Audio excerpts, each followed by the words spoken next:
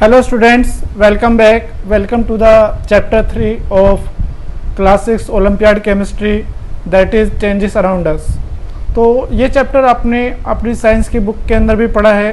Science की book के अंदर चैप्टर 3 जो भी है चैप्टर 6 है या चैप्टर 5 है, लेकिन चेंजेस अराउंड अस ये आपकी बुक के अंदर भी चैप्टर है। ठीक है, तो अब हम इस चैप्टर को ओलंपियाड केमिस्ट्री के अंदर पढ़ेंगे, जिसके अंदर यहाँ पर आपको कुछ टर्म्स जनरली जो आपकी बुक के अंदर नहीं थी वो टर्म्स यहाँ पर मिलेंगी। ठीक है, तो उन टर्म्स को यहाँ पर आपको समझना है और उन टर्म्स को समझने के बाद आपको उन क्वेश्चंस के आंसर्स को भी समझना है कि भाई किसी भी क्वेश्चन का जो आंसर है वो किस तरीके से आया है। ठीक है, चलिए देखते हैं यहाँ पर किस तरीके से क्वेश्चंस हैं। ठीक है, यहाँ पर हम चैप्टर 3 की बात करेंगे। Chapter 3 changes around us, here it is changes around us.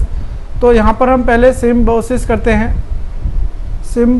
Symbiosis क्या होता है? सिम्बोसिस का मतलब होता है कि इसमें जो जनरल टर्म्स होती हैं या उस चैप्टर की जो मेन पॉइंट्स होते हैं उनको यहाँ पर हम डिस्कस करते हैं। ठीक है, तो पहले हम बात करते हैं एवरीथिंग अंडरगोस चेंज। जो हर चीज़ होती है आपके चारों ओर, चाहे वो आप ही क्यों ना हो, आपके अंदर भी चेंज होता रहता है। जैसे टाइम के साथ आपकी बॉडी ग्रोथ करेगी, ठीक है, आपकी थिंकिंग में चेंज होता है। तो चेंजेस जो होते हैं वो एनवायरनमेंट के कुछ फैक्टर होते हैं। ठीक है, और लॉ ऑफ नेचर होता है। जो चेंज है वो लॉ ऑफ नेचर होता है, मतलब नेचर ने बोला है कि भाई कि चाहे वो कोई भी चीज़ हो, चाहे वो लिविंग थिंग्स है, नॉन लिविंग थिंग्स है, सभी के अंदर चेंजेस होते हैं। ठीक है, चेंजेस जो होते हैं वो अलग अलग तरीके से हम क्लासीफाई कर सकते हैं। स्लो चेंजेस, फास्ट चेंजेस, जैसे growth of food, growth of tree, human beings is a slow change, and the growth of crop is a fast change. Physical change, chemical change, natural change, artificial change को हम human made change भी बोलते हैं। लेकिन सभी changes या तो irreversible होते हैं या रिवर्सिबल होते हैं। ठीक है, physical changes are reversible, most of the physical changes are reversible. ठीक है, कुछ और इन चेंजेस में क्या होता है, कोई भी नया सब्सटेंस नहीं बनता है और ओरिजिनल सब्सटेंस को हम वापस से पा सकते हैं। जैसे आइस को हमने हीट किया तो वाटर बन गया, वाटर को कूल किया तो आइस बन गया। ठीक है, केमिकल चेंजेस जो होते हैं वो परमानेंट होते हैं और इरिवर्सिबल होते हैं। मतलब अगर एक बार वो चेंज हो गया, केमिकल चेंज हो गया, तो आपको ओरिजिनल सब्सटेंस नहीं मिलता है। ठीक है, न्यू चेंजेस जो होते हैं उसके जो न्यू सब्सटेंस इसके अंदर बनता है उसके अंदर नई प्रॉपर्टीज़ होती हैं, पहले वाले सब्सटेंसेस से बिल्कुल अलग होता है और उससे हम पहले वाला सब्सटेंस ऑब्टेन नहीं कर सकते। जैसे हमने वुड को बर्न किया तो आपको एस मिल गया, तो एस को हम वापस से वुड में नहीं कन्वर्ट कर सकते हैं। यहाँ पर हम अदर चेंजेस के बारे में बात करते हैं on the basis of rate, कि भाई कितना फास्ट रिएक्शंस, जो रिएक्शन बहुत सेकंडों में हो जाते हैं उनको बोलते हैं फास्ट रिएक्शन, और जो रिएक्शन कुछ मिनटों के बाद होते हैं उनको बोलते हैं हम मीडियम रिएक्शंस, और स्लो रिएक्शंस जो बहुत टाइम या महीने या साल ले लेते हैं उनको बोलते हैं हम स्लो रिएक्शन। फ्रीक्वेंसी के बेस पर हम बोलते हैं पीरियडिक रिएक्शन। जैसे क्या होता है, पीरियडिक चेंज क्या है, दिन रात का होना एक पीरियडिक है। ठीक है, और जो वेदरिंग ऑफ नेचर होती है वो भी एक क्या है, पीरियडिक चेंज है। बेस्ड ऑन एनर्जी, एनर्जी के बेस पर जो चेंजेस होते हैं वो रिएक्शन जो होती है वो दो तरीके की होती है, एक होती है एंडोथर्मिक रिएक्शन और एक होती है एक्सोथर्मिक रिएक्शन। एंडोथर्मिक रिएक्शन वो होती हैं जिनको कराने के लिए हम एनर्जी की ज़रूरत पड़ती है। जैसे हमें चावल पकाने हैं तो उसके लिए हमें उसको एनर्जी देने की ज़रूरत पड़ेगी। ठीक है, और एक्सोथर्मिक रिएक्शन जिन रिएक्शन से आपको हीट वापस से मिल जाती है। जैसे क्या करते हैं, जब हम किसी भी गैस को ठंडा करते हैं तो वो हमें एनर्जी देती है। ठीक है, जब सब्सटेंस एक दूसरे के साथ रिएक्शन करने के लिए तैयार होते हैं या एक दूसरे के साथ हमें रिएक्शन करानी है तो उनके लिए हमें किन किन ज़रूरत पड़ती है, टेम्परेचर की, लाइट की, प्रेशर की, कैटलिस्ट की, और ये सारी चीज़ें क्या करती हैं, रिएक्शन की एक्सटेंट ऑफ चेंज और उसकी स्पीड डिपेंड होती है। ठीक है, किसी भी चेंज को कराने के लिए हमें एनर्जी की ज़रूरत पड़ती है, लेकिन फिजिकल चेंज कराने में कम एनर्जी लगती है केमिकल चेंज से। केमिकल चेंज को कराने में हमें ज़्यादा एनर्जी लगेगी। ठीक है, the substance that chemically react, जो सब्सटेंस केमिकली आपस में रिएक्शन करते हैं उसको बोलते हैं हम रिएक्टेंट, और जो केमिकल रिएक्शन के बाद नया सब्सटेंस बनता है दैट इज़ कॉल्ड प्रोडक्ट। ठीक है, किसी भी केमिकल रिएक्शन में जो सब्सटेंस होते हैं वो एक साथ कंबाइन करके एक नया सब्सटेंस बना लेते हैं जिसको बोलते हैं हम केमिकल कॉम्बिनेशन, और किसी में जो सब्सटेंस होता है वो ब्रेक हो जाता है और नए सब्सटेंस बना देते हैं, that is called chemical decomposition. जहाँ पर दो मिलकर एक बनाए दैट इज कॉम्बिनेशन, और जहाँ पर एक से दो मिल रहे हैं दैट इज डिकम्पोजिशन। ठीक है, जो रिएक्शन और चेंजेस होते हैं वो greater stability of the substances के लिए होते हैं। मतलब जो अनस्टेबल सब्सटेंसेस होते हैं वो चेंजेस के लिए क्यों जा रहे हैं, क्योंकि वो अनस्टेबल हैं, वो स्टेबल होना चाहते हैं।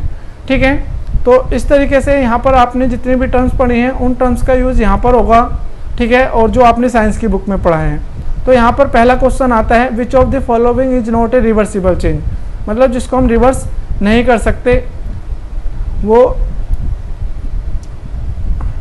ठीक है, cooking of egg to scramble egg, मतलब जब हम एग को पका लेते हैं उसको भजिया बनाने के लिए, तो वो क्या है, एक नॉट ए रिवर्सिबल, मतलब वो वापस से आप अगर आपने अंडे की आमलेट बना ली है तो वापस से वो अंडा नहीं बन सकता। अंडे को पकाने के बाद वो वापस से कच्चा अंडा नहीं बन सकता। तो it is B is the correct option. बाकी जो हैं cooling of cake, heating of wax to molten, heating of water to steam, ये सभी क्या है, ये सभी रिवर्सिबल चेंज है। लेकिन जो बी वाला है cooking of egg to scramble egg, ये क्या है, ये आपका नॉट रिवर्सिबल चेंज है। ठीक है, a seed growing into tree is an example of, ये कौन सा एग्जाम्पल है, स्लो नेचुरल चेंज है। जो पेड़ उगते हैं उनको उगने में, बड़ा पेड़ होने में कम से कम 10 या 15 साल लग जाते हैं, लेकिन ये नेचुरली उगते हैं। इनको ये नहीं कि कोई इंसान इनको उगा रहा है, ये नेचुरली उगते हैं। तो इसलिए क्या हो जाएगा, स्लो नेचुरल चेंज। ठीक है, यहाँ पर एक ग्राफ है जिसके अंदर एनर्जी कंजप्शन दिखा रखे हैं। तो यहाँ पर देखा आपने, जैसे ही रिएक्शन स्टार्ट होती है तो हीट एकदम से बढ़ जाती है, लेकिन जैसे जैसे टाइम होता है हीट घटती चली जाती है। तो ये क्या है, एक एक्सोथर्मिक है, क्योंकि यहाँ पर पहले हीट बढ़ी है उसके बाद घटना स्टार्ट हुई है। तो जिन रिएक्शंस में हीट पहले बढ़ती है उनको क्या बोलते हैं, हम एक्सोथर्मिक रिएक्शंस बोलते हैं, क्योंकि हीट बढ़ने का मतलब है कि हीट निकल रही है रिएक्शन में से। ठीक है, रस्टिंग ऑफ आयरन जो होता है वो केमिकल चेंज होता है, क्योंकि इसके ऊपर जो रस्ट बन जाता है वो एक नया सब्सटेंस होता है और उसको हम वापस से रिवर्स नहीं कर सकते। क्योंकि रस्टिंग ऑफ आयरन को केमिकल चेंज इसलिए कहते हैं क्योंकि जो रस्ट आयरन के ऊपर होता है वो एक नया सब्सटेंस है। ठीक है, तो जिन चेंजेस में नया सब्सटेंस बनता है उसको क्या बोलते हैं, हम केमिकल चेंज बोलते हैं। जब हम वाटर को डिजोल्व कर देते हैं तो वो कौन सी प्रोसेस होती है, एंडोथर्मिक चेंज या एक्सोथर्मिक चेंज। तो ये दोनों तरीके का होता है। ठीक है, किसी भी सॉल्ट को वाटर में डिजोल्व करने पर दोनों तरीके की रिएक्शन हो सकती है, एंडोथर्मिक भी और एक्सोथर्मिक भी। फॉर एग्जांपल, अगर आप साल्ट को डिजोल्व करेंगे तो वो होगी आपकी एंडोथर्मिक, लेकिन अगर आप कोई क्लाइम सॉल्ट को ऐड करेंगे तो वो हो जाएगी आपकी एक्सोथर्मिक। तो ये दोनों तरीके की रिएक्शन आपकी हो सकती हैं। ठीक है, विच of the following is a feature of a chemical change, chemical change की फीचर्स क्या होती हैं, इट इज़ रिवर्सिबल, हाँ रिवर्सिबल होता है, इट इज़ टेम्परेरी, टेम्परेरी होता है, कोई भी नया सब्सटेंस नहीं बनता है। तो इसलिए इसका ऑप्शन आएगा डी, ऑल ऑफ दिस, क्योंकि फिजिकल चेंज के अंदर ये सारी चीज़ें होती हैं। ये रिवर्सिबल होता है, टेम्परेरी होता है और कोई भी नया सब्सटेंस नहीं बनता है। ठीक है, और मेल्टिंग ऑफ आइस जो है वो कौन सा एग्जाम्पल है, that is endothermic reaction. Endothermic क्यों है, क्योंकि जब आप आइस को हीट करेंगे, उसको हीट देंगे तभी तो वो मेल्ट करेगा। ठीक है, तो जिन प्रोसेस में हमें हीट देने की जरूरत पड़ती है उसको क्या बोलते हैं, एंडोथर्मिक रिएक्शन। तो इसलिए मेल्टिंग ऑफ आइस क्या होता है, एंडोथर्मिक होता है। कुकिंग ऑफ राइस, जब हमें चावल पकाने हैं तो हमें उसमें क्या होता है, हमें उसको हीट देनी पड़ती है, तो एंडोथर्मिक हो गया। और जब आइस पक जाते हैं उसको हम वापस से कच्चे आइस में चेंज, राइस में चेंज नहीं कर सकते। तो ये क्या हो गया, इरिवर्सिबल भी है और एंडोथर्मिक है। तो इसलिए इसका आएगा सी, बोथ ए एंड बी। ठीक है, when nitrogen and hydrogen under the high pressure or pressure ammonia when nitrogen reacts with hydrogen under high pressure and high temperature ammonia which is also a gas is formed, it is an example of chemical combination। क्योंकि जब hydrogen और nitrogen आपस में mix करते हैं तो वो क्या बनाते हैं, अमोनिया बनाते हैं। तो ये कंबाइन होते हैं, मतलब दो चीज़ कंबाइन हो रही है, नाइट्रोजन और हाइड्रोजन, और सिर्फ एक कंपाउंड बनना है, दैट इज नाइट्रोजन। तो मैंने बताया था जब दो चीज़ कंबाइन होकर सिर्फ एक बनाती है दैट इज कॉम्बिनेशन, तो that is chemical combination. A is the correct answer. A, the making of a ring from gold is, जब हम गोल्ड से रिंग बना रहे हैं और रिंग आपको पसंद नहीं आती तो आप उसको वापस से चेंज कर सकते हैं, तो ये कौन सा हुआ, रिवर्सिबल। लेकिन अगर आप वुड से कोई भी स्टैचू बनाते हैं तो स्टैचू से वापस आप उस वुड को नहीं बना सकते, वो हो गया इरिवर्सिबल। तो B is the correct answer, reversible and irreversible. Now we will talk about the next question. Dissolving sugar in a water, जो हम शुगर को वाटर में डिजोल्व करते हैं कौन सी रिएक्शन होती है, दैट इज रिवर्सिबल, क्योंकि जब हम डिजोल्व कर देंगे शुगर को तो इवेपोरेशन से शुगर आपको वापस मिल जाएगी और वाटर भी वापस मिल जाएगा। तो जो चीज़ हमें वापस मिल जाती है वो कौन से होते हैं, reversible. The cell use in rich watch undergo, जो सेल हम यूज़ करते हैं रिच वॉच जो घड़ी हम पहनते हैं उसके अंदर, तो वो कौन सी रिएक्शन करते हैं उसमें अंदर, केमिकल चेंज। ठीक है। To cook a particular dish the optimum temperature is 70 degree Celsius, 850 the dish will get cooked slower, क्योंकि ऑप्टिमम टेम्परेचर का मतलब है कि उस टेम्परेचर पर बहुत जल्दी से फास्टली वो डिश प्रिपेयर हो जाती है। लेकिन जब हम 50 कर देंगे तो क्या होगा, जो रेट ऑफ रिएक्शन है वो क्या हो जाएगा, कम हो जाएगा। तो आप कहेंगे कि भाई 50 डिग्री सेल्सियस पर जो आपकी डिश है वो स्लोली क्या होगी, कुक होगी। तो गेट कुक्ड स्लोवर, ये आएगा इसका answer. Which of the following is the easiest change, जो ईजिएस्ट हो मतलब जिसमें आपको हार्म ना हो।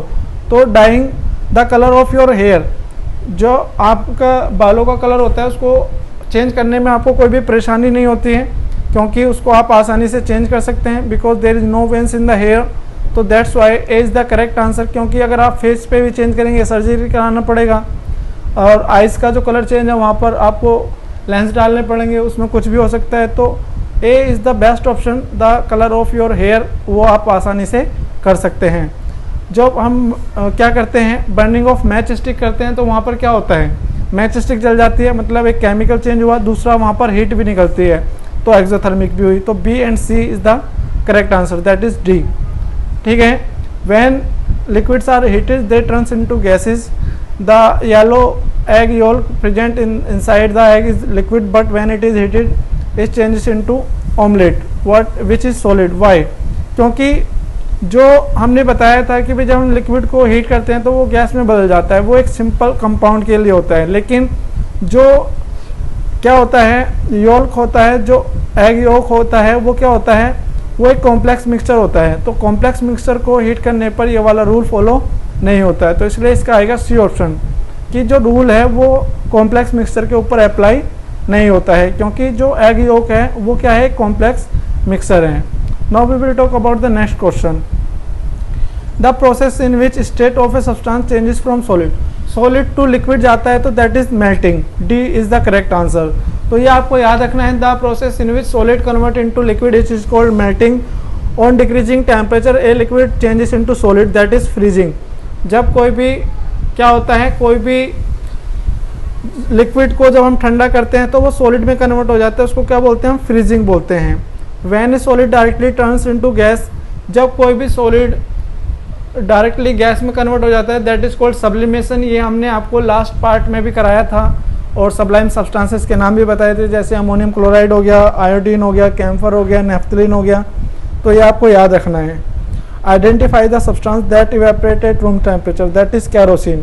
कैरोसिन एक ऐसा सब्सटेंस होता है, अगर आप उसको रूम टेम्परेचर पर रख देंगे तो वो इवेपोरेट हो जाएगा, आपको मिलेगा ही नहीं, गैस में बदल जाएगा।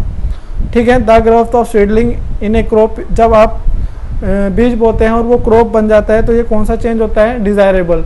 डिज़ायरेबल चेंज का मतलब होता है जो चेंजेस आपको चाहिए। आपने बीज इसलिए बोया था ताकि आपको फसल मिले, आप उससे कोई भी मुनाफा कमा सकते हैं। ठीक है।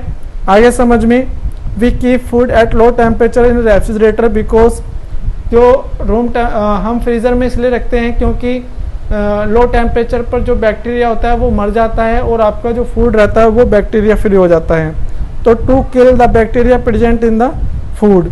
ठीक है। रेफ्रिजरेटर में हम खाना क्यों रखते हैं, ताकि फूड के अंदर जो बैक्टीरिया प्रेजेंट है वो मर जाए। ए reaction in which energy is liberated, तो जिन रिएक्शंस में एनर्जी रिलीज होती है, लिबरेट होती है, उन रिएक्शंस को क्या बोलते हैं हम, एक्सोथर्मिक रिएक्शंस बोलते हैं। तो A is the correct answer, exothermic reaction. ठीक है।